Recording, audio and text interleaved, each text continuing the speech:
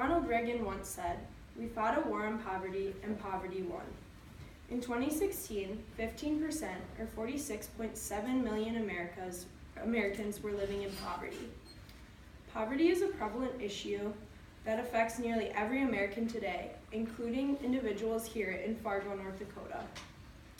Throughout the past 3 years, I've traveled to Montana, South Carolina, and Florida to help these low-income communities. I have volunteered at a food shelf here in Fargo. And I have volunteered at homeless shelters both in Minneapolis as well as here in Fargo. Most people are aware of the extent of poverty overseas, but many people fail to understand how severe an issue poverty is in America today. Today we're going to talk about the causes of poverty, the effects, and some few possible solutions.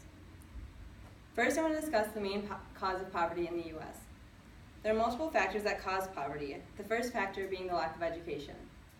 Many individuals who don't finish school end up working for lower wages than they may have if they had finished school, leading them to work for lower wages and making it very difficult for them to support themselves and their family. An article published by New York Times in 2012, written by Peter Edelman, states that students ages 16 to 24 who come from low-income families are 7 times more likely to drop out of school than individuals from high-income families. And of these individuals who have dropped out of school, 31% of them are living in poverty today. As you can see from this statistic, this is a cycle that is oftentimes very hard to break out of. The next cause we're going to discuss is the lack of high-paying jobs in America. There simply are not enough jobs that pay high enough to support the high cost of living in America today.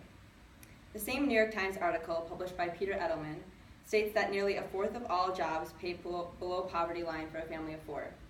That's 1 in every 4 families that is making less than poverty line, which is less than $23,000 a year. This is way too low when you consider the cost of living in America today. And the last factor we're going to discuss that makes it difficult to break out of poverty is single-parent homes having to support their family on one low income. Low wages are hard enough to live on alone, but having to support a family of 4 or however many on one low income is nearly impossible. One person supporting a family on less than $23,000 a year is very difficult when you factor in necessary expenses such as rent, food, school, and transportation. The lack of education, low-paying jobs, as well as single-family homes all contribute to cause poverty in America today. These affect Americans in many ways, and now Mara is going to tell you a few of the ways in which almost every American is affected by poverty. Poverty affects all people, not just those below the poverty line. Being unable to afford essential resources can lead to stealing. According to the website NASP Access March 26th, shoplifting affects more than the offender. It overburdens the police and the courts, adds to store security expenses, costs consumers more for goods, costs the community lost money in sales tax, and hurts children and families. Not only does stealing affect the person committing the crime, but also the government, police, and community as a whole. Not only does poverty affect the community in this way, but also in the spread of illness and disease. Not being able to afford medical equipment and insurance makes it very hard to get over a sickness as mild as a cold. When mild illnesses are not being treated, they begin to spread much quicker and become a much larger problem. As these illnesses spread, it becomes a lot harder for school-age students to focus and succeed in their academics because they are missing out on a lot of school. Now that I've talked about how poverty affects all Americans, Ben is going to talk about some solutions to this community issue. Poverty can be solved by increasing education in our nation, as well as increasing the minimum wage. Having an education is vital if you want to find a good job. People who are impoverished usually do not have a good education, so it is difficult for them to find a good job. To increase education, we must find a way to keep more of our population in school. This can be done by rewarding school districts who have a higher graduation rate. This way, the school districts can find solutions to keep their student population increasing. Another way to increase employment rates is to provide apprenticeships. According to the website BuzzFeed accessed on March 26, 2017, formal apprenticeship programs to train workers have seen great success in Britain and South Carolina as a highly cost-effective way to train workers and increase lifetime earnings. Increasing minimum wage can also be a solution to the issue of poverty. Increasing minimum wage will help decrease the percentage of poverty. An increase of the current minimum wage by 10% will decrease poverty by approximately 2.4%. This can be done without spending any tax dollars and only requires the cooperation of businesses. Increasing minimum wage could also increase the likeliness that a worker stays at his or her current job.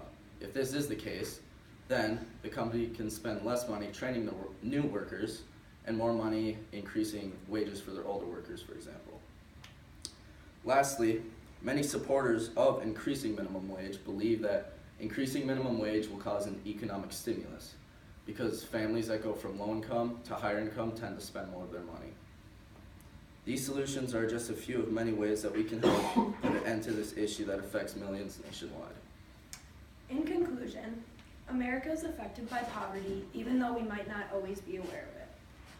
Today we discussed the main causes of poverty in America being the lack of education, low-paying jobs, and single-family incomes.